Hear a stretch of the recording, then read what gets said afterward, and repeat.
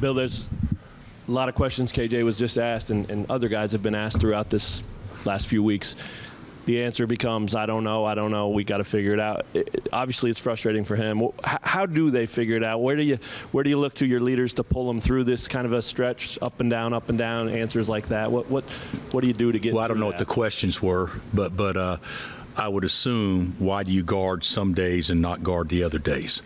And to me, we have. And that's what I just told them. It's been very difficult for us, for whatever reason, to string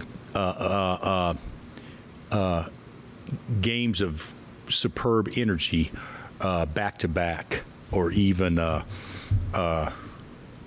consistently at all. We've I mean, you guys have seen this. There are times against elite teams we can lock anybody down, and there's times that we can't guard our shadow. I thought K-State played unreal. They shot it great. They were faster. They played with more energy, but we didn't do anything to make them play out of rhythm at all. It was a very dull defensive game. Maybe Jerome would say the same thing too, because we got the shots we wanted. But I didn't think we played with energy defensively, and we're not quick enough to keep up with speed when you aren't turned up, and we weren't defensively turned up. Our offense actually come over here and score 73. I'd take that before the game starts and say, all right, let's see what happens. But obviously our defense wasn't up to par. Coach, I know it's not much in the history of the series, but 3 straight for K-State over you. They seemed really confident coming in. They never got flustered. Just thought about that. Yeah, I don't think it has anything to do with 3 straight. I think it has a lot to do with they're playing their best ball of the season right now, and they won 5 in a row now, and they've looked good doing it too. Yeah, I think that they did play confidently. You know, it's that team out there today didn't look like a 12-11 team. I think that's what they are now. But the thing about it is we didn't look like a top 20 team either. So it was.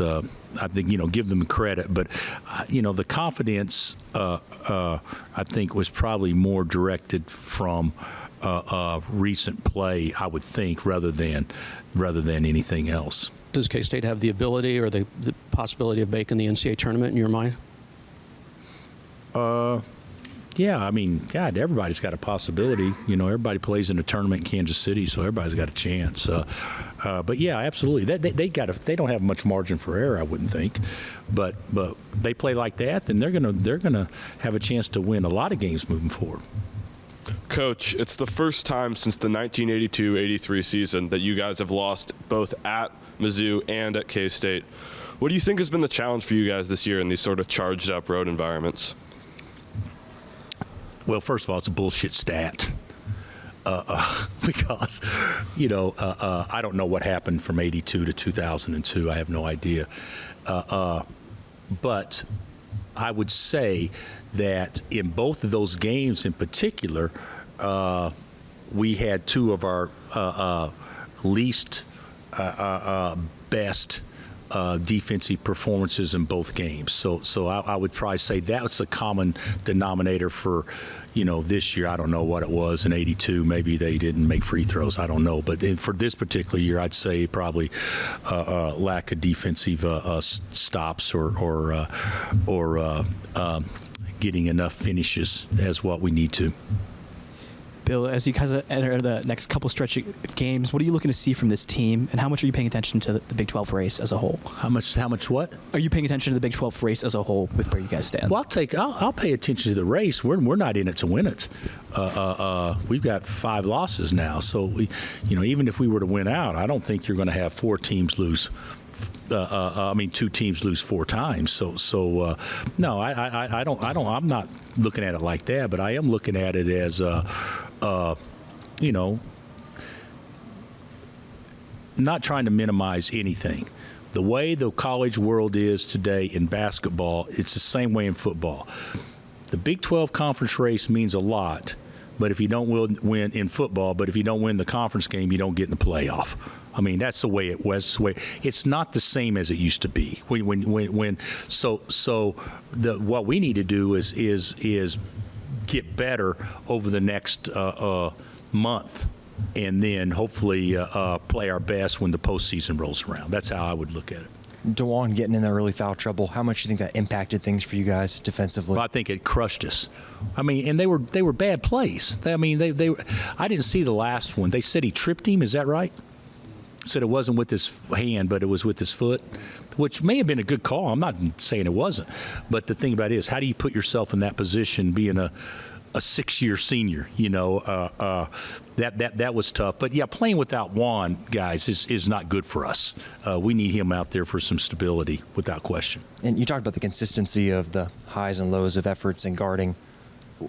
Maybe you don't have the answer to it, but what do you think it will take to get to that point where it is a more consistent thing for you guys? I would say, honestly, maybe having a mindset that it's not a game day attitude, it's an everyday attitude.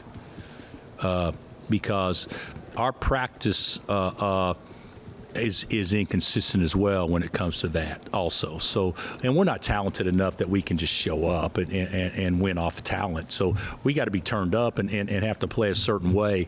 And now when we do that, we can play with anybody and beat anybody. But when we don't, it drops quite a bit. And you know, I mean, yesterday at practice, the same message was sent and we played today on that end exactly like we practiced yesterday.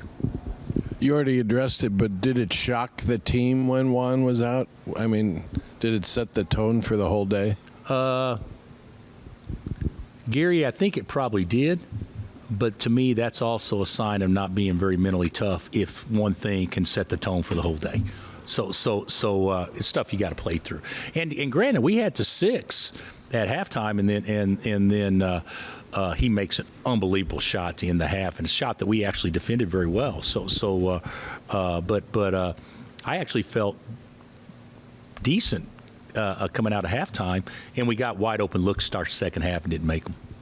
What about with DeJuan specifically and how that affects his game? I mean, you mentioned a minute ago, 6-year senior. Do you expect him to be able to play through that, especially starting the second half and kind of bring I actually thought he did play fairly well the second half. I don't think anybody played great, but I thought Juan played pretty well the second half.